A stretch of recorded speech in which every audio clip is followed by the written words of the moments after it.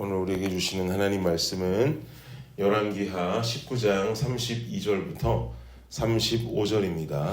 우리 함께 한 목소리로 합독하겠습니다. 시작. 그러므로 여호와께서 아수르 왕을 가리켜 이르시기를 그가 이 성에 이르지 못하며 이리로 화살을 쏘지 못하며 방패를 성을 향하여 세우지 못하며 치려고 토성을 쌓지도 못하고 오던 길로 돌아가고 이 성에 이르지 못하리라 하셨으니 이는 여호와의 말씀이시라. 내가 나와 나의 종 다윗을 위하여 이 성을 보호하여 구원하리라 하였더라. 이 밤에 여호와의 사자가 나와서 아수르 진영에서 군사 18만 5천 명을 친지라. 아침에 일찍이 일어나 보니 다 송장이 되었더라. 아멘. 우리 계속해서 유다의 왕인 히스기야의 이야기가 이어지고 있습니다. 히스기야라고 하는 왕은 지난주 말씀을 통해서도 우리가 보았듯이 다윗과도 같은 정직한 왕이었다라고 하나님께 칭찬을 들었던 왕이 바로 이 히스기야 왕이었습니다. 그의 아버지였던 아하스라고 하는 사람은 우상을 숭배하고 인신제사까지 일삼았던 자였지만 그의 아들로 다음 유다의 왕위에 올랐던 히스기야 왕은 아버지의 모습과는 완전히 다른 모습으로 하나님 앞에 정직한 모습을 가지고 정치를 해나가기 시작했습니다. 산당을 모두 부셔버렸고요. 그리고 아세라 목상을 찍어버리면서 대대적인 종교 개혁을 유다 땅에 이루었죠. 그러기에 하나님께 칭찬받는 왕이 된 것입니다.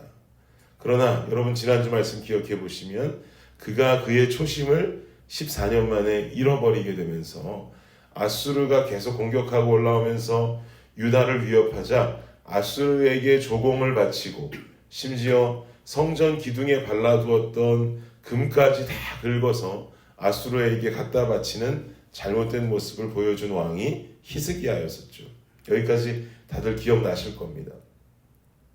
그런데 이 유다의 왕이었던 히스기야가 14년 만에 초심을 잃어버리고 성전 기둥에 있는 금까지 싹 다 긁어서 조공을 바치고 아수르의 충성을 맹세했는데도 이 아수르 왕의 유다를 향한 공격과 위협은 멈춰지지를 않았습니다.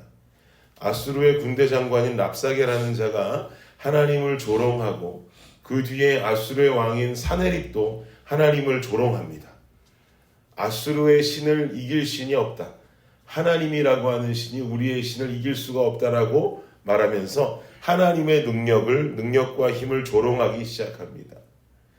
조공을 바쳤는데도 유다를 향한 공격을 멈추지 않고 군대 장관을 보내서 조롱하고 또 왕이 직접 편지를 보내서 하나님을 조롱하는 아수르 왕의 몰지각한 모습을 보면서 히스기야는 14년 만에 잃어버렸던 그 초심을 다시 되찾고 그때부터 다시 하나님을 의지하기 시작합니다.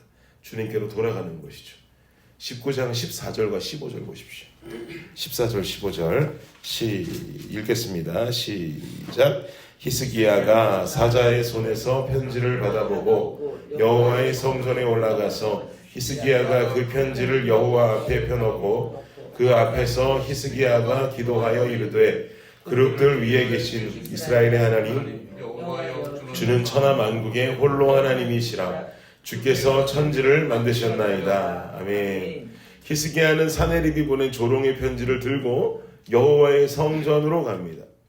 그리고 그 편지를 펴놓고 주님 앞에 기도하기 시작하는 것이죠. 다시 주님 앞으로 돌아가고 있는 겁니다.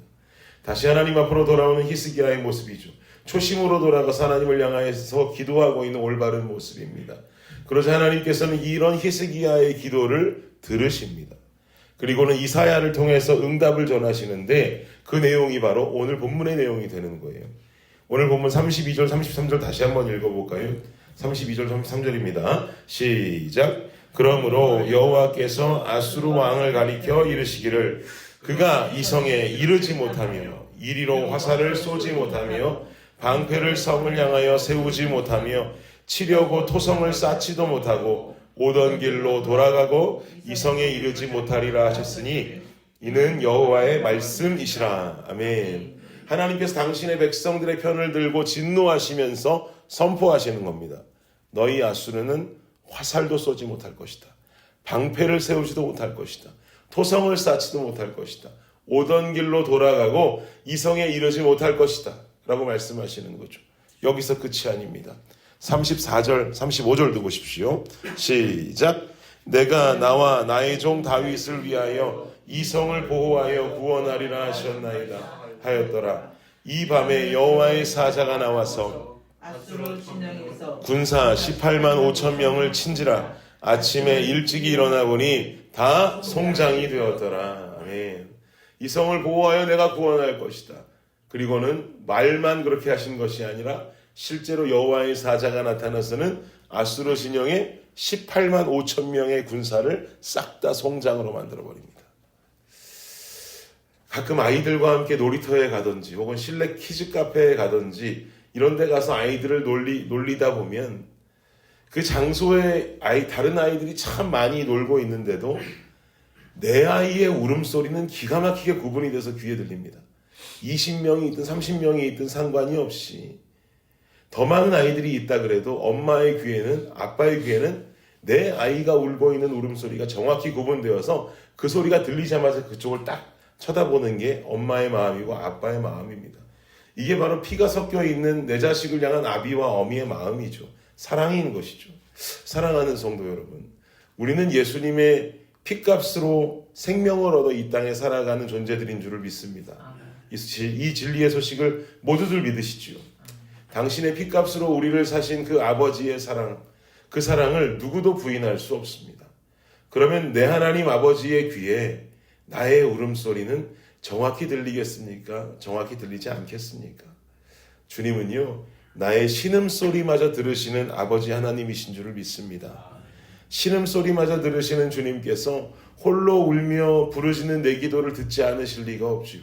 오늘도 내일도 소리치면서 주님의 이름을 부르고 있는 내 목소리를 외면하실 리가 없는 겁니다. 주님은 분명히 오늘도 나의 기도를 들으십니다. 다만 그 응답에 주님의 때라고 하는 전제가 붙어 있을 뿐이죠. 주님의 때가 되면 주님은 나의 기도함대로 응답하시는 분이 아니라 가장 좋은 것으로, 내 인생에 있어 가장 선한 것으로 응답하시는 분이 주님인 줄 믿습니다. 그러니 우리는 오늘도 주께 부르짖고 주님을 의지해야만 하는 것이죠. 아수르의 조공을 바치면서 하나님을 잊었던 그 히스기야가 다시 돌아와서 하나님을 간절히 찾을 때도 주님은 응답하셨습니다. 우리가 드리는 오늘의 기도, 우리의 신음소리, 모든 것에 가장 좋은 것으로 응답하시는 그 하나님 앞에 오늘도 전심으로 기도하며 매달리시기를 원합니다. 주님의 때에 주님이 보호하시고 18만 5천 명을 송장으로 만드시며 분명히 응답하시는 하나님의 역사를 만나게 될 것입니다. 이 역사를 기대하며 오늘 주님 앞에 간절히 매달리는 저와 여러분 되시기를 예수님의 이름으로 축복합니다. 기도하겠습니다. 주님 감사합니다. 어두움에 밝은 빛을 비춰주시는 작은 신음소리에도 응답하시는 나만 바라보고 계신 주님을 우리가 상상하며 그 주님을 쫓아가기 원합니다. 내 기도에 응답하시고 내 기도를 들으시며 끝내 하나님의 때에 내 뜻대로가 아닌 가장 좋은 것으로, 가장 선한 것으로 응답하시는 그 주님을 신뢰하며 아버지 하나님, 우리가 주님 앞에 기도하며 살아가는 삶을 살게 하여 주시옵소서. 18만 5천 명의 대군이 하루아침에 송장이 된 것처럼 아버지 하나님의 때가 되면 하나님은 분명히 우리에게 응답하시고 우리를 지켜주실 줄을 확신합니다. 오늘 하루 주님께서 붙드시는 이 귀한 하루 되게 하여 주시옵소서. 감사합니다. 이 모든 말씀 예수님의 이름으로 기도드립니다. 아멘.